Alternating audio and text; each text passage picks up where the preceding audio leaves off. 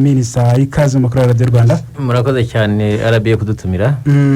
Iyi ngingo irebana no gusezeranya ababagiye kubana ni ingingo n'ubundi abantu bagarukagaho cyane ariko bibaza uburyo bigomba gukorwa. Ahangaha umuntu ashobora kwibaza nyuma yo kwemerera gusezeranya imbere y'ubutegetsi ubu ngubu hashyizweho aya mabwiriza. Ikintu abantu bari kwibaza cyane no kuvuga ngo bari abantu 30 ni bande bagizwe na bande ku buryo umubare 30 ushobora kuzura. Hari navuga ngo 30 harimo abasezeranya n'abandi buri bihagaze bite Minisa? Murakoze cyane ngira ngo abanyarwanda badukurikiye n'abandi badukurikiye twumvikane ku kintu kimwe. Impamvu nyamukuru y'aya mabwiriza yose no kugira ngo nk'abanyarwanda nk'igihugu dushobore kwirinda iki cyorezo cya coronavirus. Turashyiraho amabwiriza meza atya kubera ko tugenda dukora inzego zibishinzwe zikora isesengura n'isuzuma rigasanga tugifite ikibazo n'iki cyorezo gikomeje kugenda kigira abanyarwanda benshi gifata. Hariho duhera kandi twongereho ko ubuzima buruta byose, ibisigaye byose ari imihango yose ishoboka. Ikibanze nuko turinda ubuzima. Ikibazo rero warubajije uti ni bande, twumvikane ngo n'abantu 30 abari bo baragenwa n'ababitegura. Niba ari mu rusengero ubwo muri urwo rusengero harimo abantu 30 bashobora no kuba 15 ariko ntabwo baba 35. Abo bantu baba ari abaririmbyi, baba ari abasezerana n'imiryango yabo n'inshuti zabo, baba ari na padiri cyangwa na pastor cyangwa na umwigisha w'irindi torero ubasezeranya, ni gutyo byumvikana ko ari abantu 30 bemewe muri uwo muhango wo gusezeranya. Barimo abo baza kugena nibashaka ko hazama baririmba ubwo nabo bazajyamo. Ariko nagira ngo mbibutse ikintu dusubiye n'inyuma, banibuke ko mu nyubako z'ubutegetsi bwita bwa leta mu mirenge ho tvuga abantu 15. No kuvuga rero niba hari habaye 30 hatekerejwe ko icyambere insengero zizakira ibi birori zagomba kuba ari nini kurusha no ku murenge ungana. Icyo ni kimwe. Icya kabiri, nabo bantu bashobora kwiyongeraho, hiyongereho padiri cyangwa pastor, hiyongereho nde runaka, hiyongereho umuririmbyi n'umuhereza. Ibyo nabyo bishobora gutwara abo bantu biyongera ariko ntibarenge 30 kandi naho bikorerwa hakaba hari naho hatanga ko bishobora gukorwa nta kibazo biteye. Abantu bagera mu kiriziya cyangwa se mu nsengero bitewe naho umuntu asengera hari n'imihango wundi yabanza gukorwa nko gusaba no gukwa. Ahangaha abantu baribaza bati se ibyo ngibyo byo biremewe cyangwa se umuntu ashobora kuva mu murenge agahita ajya mu rusengero ibyo ngibyo bitiriwe bikorwa? Ahangaha bimeze gute kuko mu mabwiriza ntabwo bigaragaramo? Urakoze cyane. Ntabwo ari uko twabyibagiwe byo gukwa no gusaba. Imihango ya Kinyarwanda n'imigenzo ya Kinyarwanda turayemera kandi tuza akamaro kayo. Ariko ikibanze mwibuke nuko twatangiye ngira ngo muribuka dutangira gusakirana na coronavirus, ibintu byose twarabihagaritse. Tumaze gutera intambwe tugenda tureba uko bigiye bimeze, tukareba ibyo dushobora kwizeza abanyarwanda ko no mu rwego rwo gushyira mu bikorwa twabizeza ko tuzabarinda aho ngaho batahandurira. Tujya ku murenge.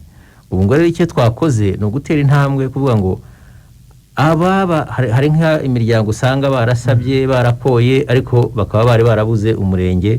Icyo kibazo nuko twagikemuye. Turabanza twubahiriza amategeko nibura abashyingirane mu rwego rw'amategeko, ariko ntabwo twigeze dushyiraho itegeko ngo hita ubikora. Igihe wumva ibintu byose bitarazura ukeneye ko wazabikora abantu babaye mu bukwe bwa hakazamo abantu benshi, twaba turetse n'ubundi aho bishoboka. Ariko igihe bidashoboka niyo mpamvu twatanze ko abantu bajya mu murenge bagasezera, ariko nta tegeko rivuga ngo bikora uyu munsi. N'ubu rero niko twabigenje. Abanyarwanda bakomeje kuvuga batari ko nubwo mwadufunguriye tukaba twashakanye mu buryo bwemewe n'amategeko, nyamara twemera n'Imana kandi pastor wacu cyangwa padiri yagombaga no kudusezeranya kugira ngo tubane no mu kwemera kwacu byuzuye. Iyo niyo ntambwe twateye.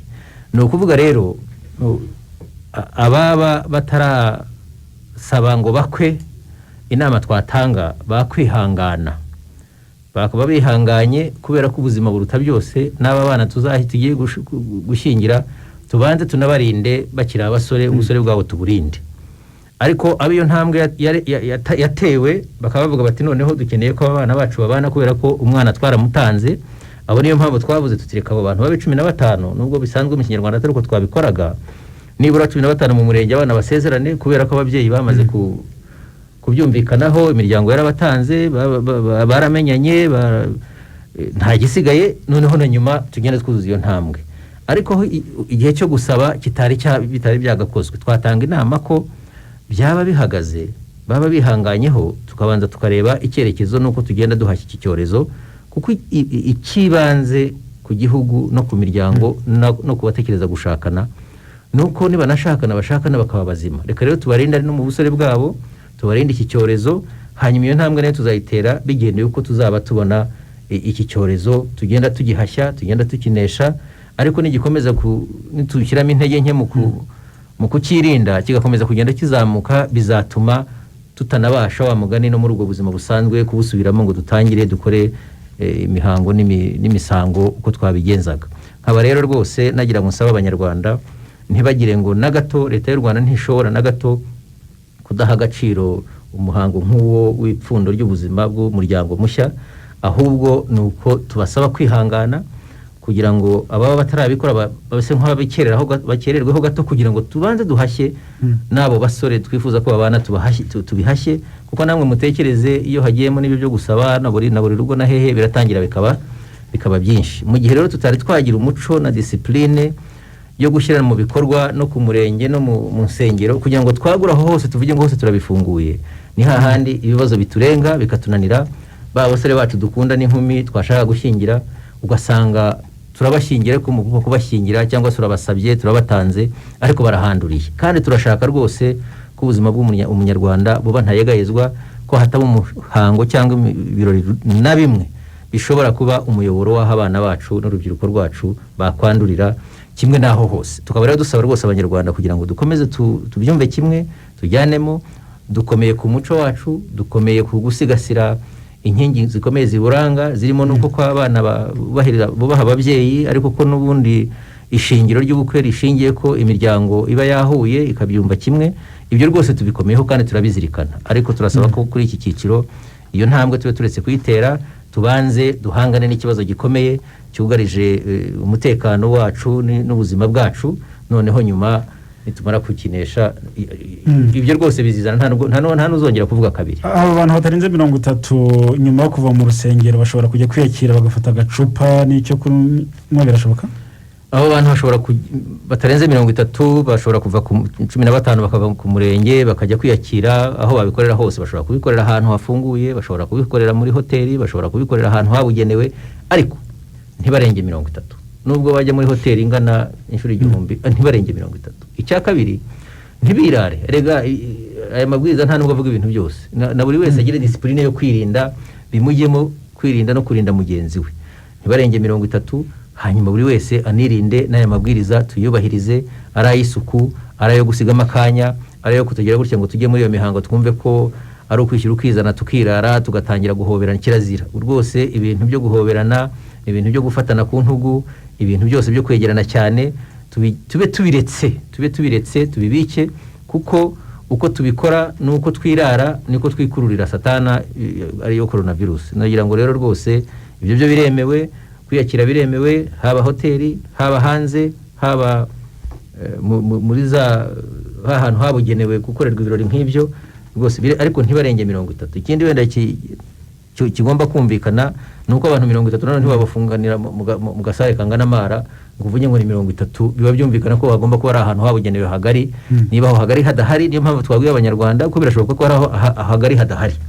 Niba ari ahantu mu cyaro hatari hoteli cyangwa hatari handi amasare manini yabugenewe, abantu rwose nibigire hanze ntacyo bitwaye, ariko basigemo wa mwanya kuko kibanze no ubuzima. Kandi tunasaba ko nitunabikora ibi byose tugerageze bye no kuba birebire cyane, kuko bigenda bibe birebire niko kwikururira ibyago byo kuba abantu bakwandura bigenda nabyo byiyongera.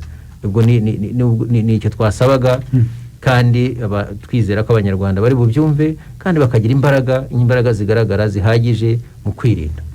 Murakoze cyane Minisitiri. Turi kumwe n'umuvugizi wa polisi y'u Rwanda CP John Bosco Kabera.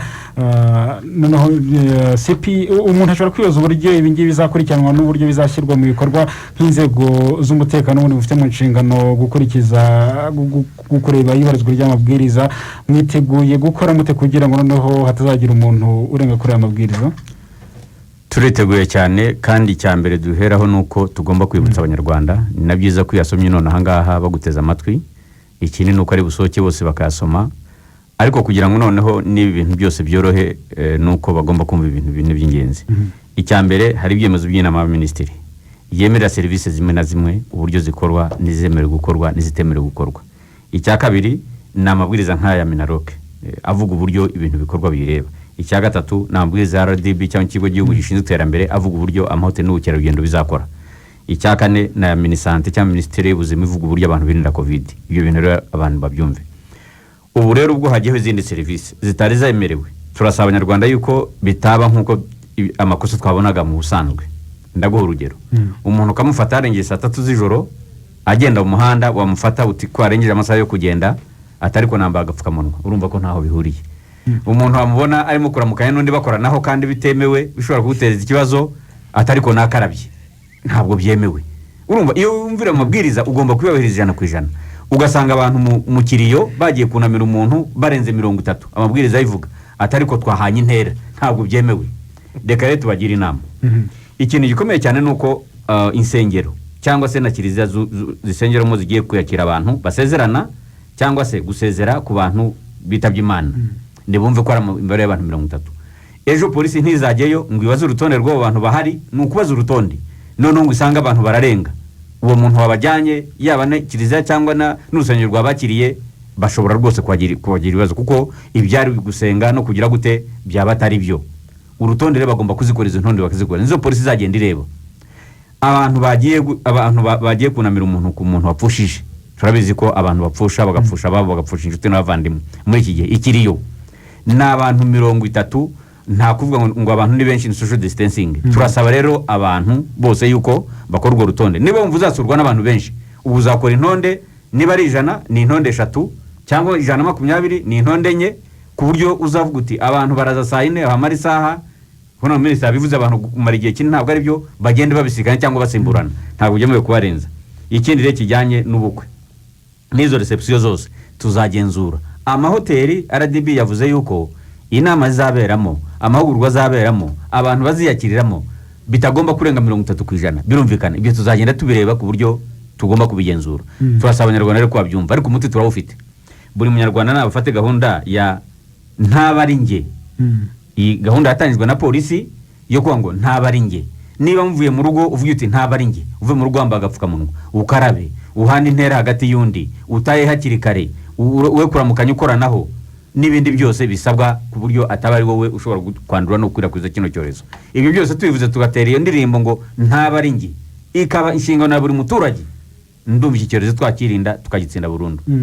Urakoze cyane afande. Wenda tugana ku musozo, Minisita Shyaka, mu nama y'Abaminisitiri no muri herutse hemejwe ko hagiye gushyirwaho umukozi wo mu kigo cy'ubuzima ufite ububasha bw'umwanditsi w'irangamimerere. Ibi bizakorwa biteye bite muri rusange? Murakoze. Nk'uko bivuze, mu ntangiriro z'uyu mwaka twavuguriye itegeko rigenga umuryango n'abantu, cyane cyane mu ngingo zayo zirebana n'irangamimerere. Kwandika abanyarwanda bavutse, kwandika abanyarwanda bashakanye, abanyarwanda bitabye Imana n'abandi. Irangamimerere uko byari bimeze byakorwaga mu buryo iyo umubyeyi yabyaraga yamaraga iminsi 15 amaze kubyara kwa muganga, agataha akazajya ku murenge kugira ngo ajye kwandikisha umwana wavutse. Ibyo akaba ari serivisi itari inoze, byarushyaga abantu. Kandi igihugu cyacu cyashoye imari rwose mu kugira ngo tugire ibikorwa remezo by'ikoranabuhanga bihambaye kandi bihagije. Niyo mpamvu twifuje ko izi serivisi zitongera kurushya abanyarwanda bazihabwa zinoze zimeze neza. Akaba ariyo mpamvu twifuje rero ko no mu bitaro, mu bigo nderabuzima, aho abantu babyarira, aho hose tuhashyira serivisi z'irangamimerere. Umubyeyi yajya yirurukira kwa muganga, umwana we akava hataha, ariko n'umwana we yanditswe, atari ngombwa ko azongera gusubira ku murenge. ari mu bitaro, ari mu bigo nderabuzima, ari n'ahandi hose kwa muganga umubyeyi yabyarira, cyangwa se abantu bitabira Imana, naho izo serivisi zikahatangirwa. Bari mu rwego rero kubishyira kugira ngo bijye mu buryo bw'ikoranabuhanga, ariko tworohereza abanyarwanda serivisi, kandi bimaze gufata serivisi. Turimo turazibona ko zigenda zizamuka. Turifuza ko nk'uko icyerekezo cyacu 2024 kibigaragaza, ko izo serivisi nyinshi duha abanyarwanda zibegerezwa, zikajya mu ikoranabuhanga, kugira ngo ubuzima bworohe kandi kugira ngo ibintu bigende neza kurushaho. Ni no muri urwo rwego kandi inshingano kuri babandi nubwo twifuza ko ababyeyi bose babyarira kwa muganga, ariko ubu turacyafite nka 5-7% babyarira imuhira, cyangwa se n'abakeya bitaba Imana ariko batari kwa muganga. Nk'abo ngabo ubwo byari imuhira, ntibamubwira ngo ubwo yabyariye imuhira nagende ajyana umwana kwa muganga kugira ngo bamwandike nanone.